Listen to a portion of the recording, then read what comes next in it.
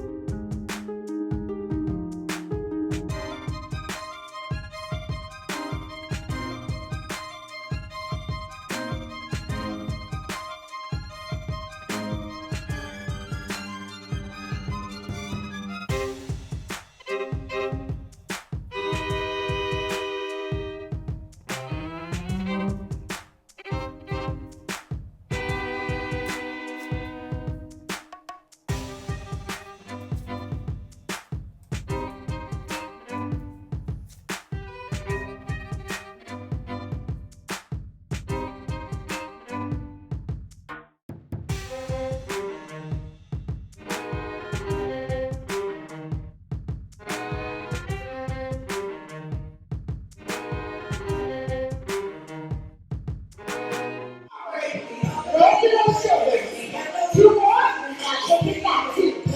Now bring it up for 3, 2, 1. Tap it out. Bring that. Back it up. Roll it up. Bring that up. Roll it up. Hit. Drop. Other way. Come on, come on, come on. Hit it. Drop you in. Take it back. Double. Single, single. Oh yeah, they don't know about us. Step it out, left and right. Run it out. 1, 2, hey, hey. Hey, hey. That's your part. Who's it? Hey, hey. Hey, hey.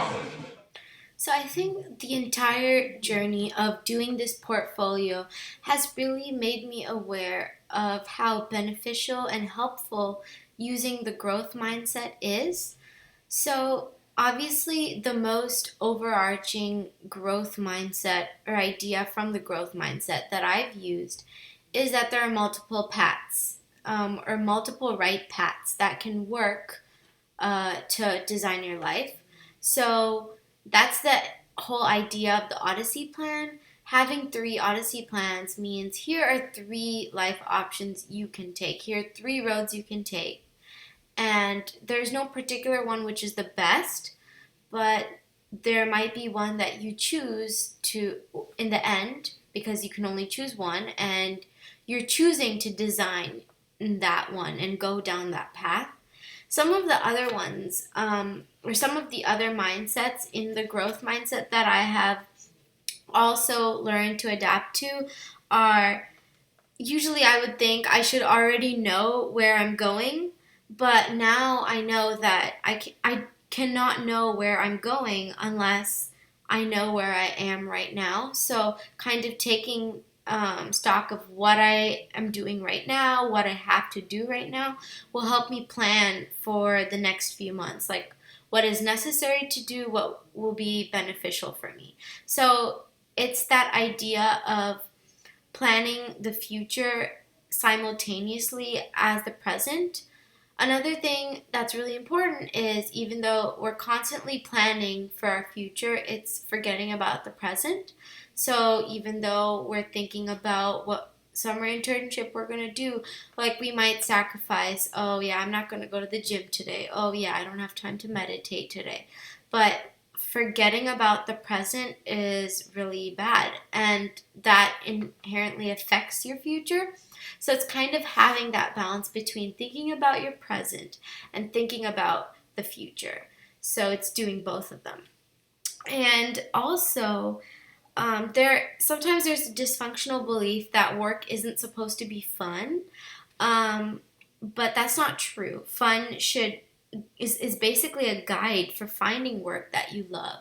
So obviously all my Odyssey plans take into account ideas and prototypes and designs that are fun for me, and they give me some other sort of value either in strengthening my higher faculties or preparing for a bigger goal or deadline or commitment. So fun is a necessary part, which is why, as you saw, a lot of my concerns were how can I incorporate fun into my Odyssey plans.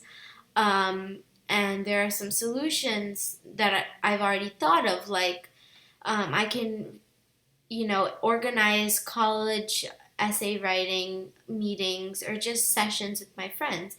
So we can go to a coffee shop together and kind of enjoy the experience. So even though we would be working, we would enjoy each other's company, and we would have each other to bounce ideas off of.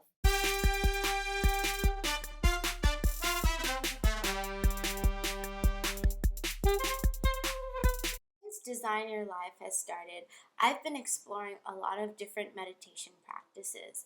And the meditation practice that I used most in my prototyping was a concept called Rup Dhyan, which means focusing on an image. So I focused on an image of my favorite god, and I actually created this image in my mind. So it wasn't a predisposed image that I saw in like a picture or online of that god. It was how I imagined the god to be, and I basically focused on that image, and it was really powerful.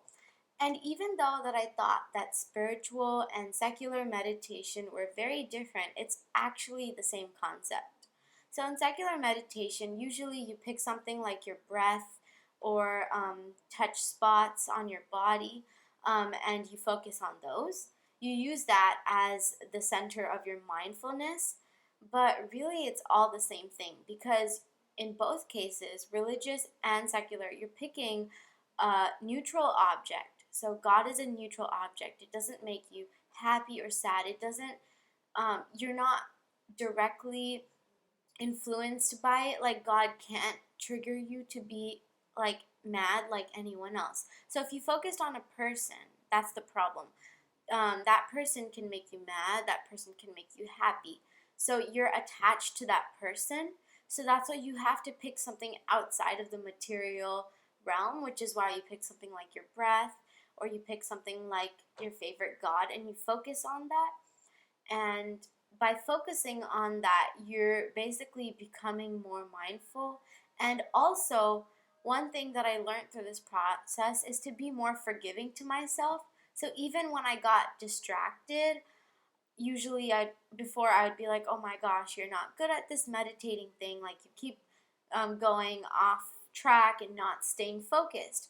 But really, every time that you notice that you have lost track, that is the mindful state that you want. So actually noticing every time that you have gone off, you might have been distracted, is practicing mindfulness. And so understanding that it's just all about your effort really takes away the stress from the outcome we look for, and really how much we put in. So it's kind of focusing on the means rather than the ends. And I found meditation very helpful, not just to cool myself down, but also to get rid of less restless thoughts, and to focus for longer periods of time, and also just to feel more happy, and just generally peaceful inside and outside. Stretching has benefits that I could not have even imagined of. So even though it looks like I'm focusing on my physical body and my mental health, it's actually very much related to how productive I am and how much work I'm able to accomplish. So a lot of times when I'm sitting in the same place for a long time, I get less productive over time, and then I easily get distracted and I go and check my social media.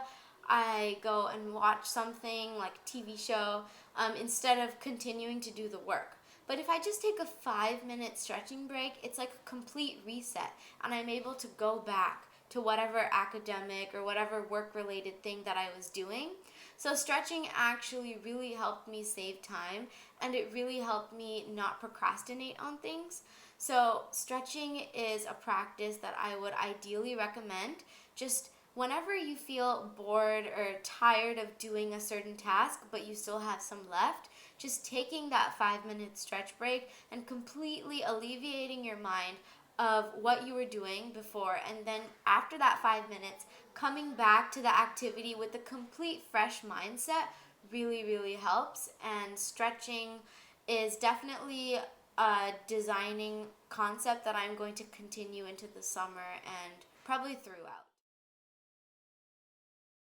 UJam and Pilates are the perfect 1 hour vacation that I need every day, to keep balancing my work life and all the stuff I have to do, because it's like 1 hour that I get to use to exercise, and it's really helped me lose weight, have better numbers when I go and check my numbers in the doctor's office. And it's also a great way to spend time with my friends because we all do it together. It's also helped me in a lot of other ways that I couldn't imagine. It's helped really up my play and my love dashboard, just because I'm spending it with people that I love, and it's a great activity. It's super fun.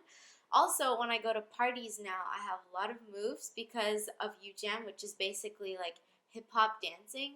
So it's helped me be more social, um, and it's also really helped me health wise. So a lot of my numbers have gone down. I come from a family where hereditary high cholesterol is very common, but because this exercise is so good and it's so rigorous, and I do it because it's so fun, my numbers have come down automatically. And I just noticed that when I exercise, I always do better work throughout that day. I'm less lethargic and I'm more energetic about my work. So, exercise definitely has a very important role in my life, and it will always be there because I know without it, I can't do anything else that I want to do. And this leads me to talk about my future plans. Um, UJAM and Pop Pilates are something that me and my friends want to pursue to the next level. So this summer we are going to become instructors in that course so that we can teach it at our local gyms. So we're going to take the instructor classes, we're going to go for the workshops, and soon we hope to be teaching. I think the age requirement is 17 and a half, so I will be 17 and a half in August. So probably by the end of summer, I will start teaching UJAM along with my friends. And that's going to be very fun. It's also going to be a small way that we can make some money, some pocket money, or save it for college. So there are multiple benefits that have just resulted from me trying to design my life.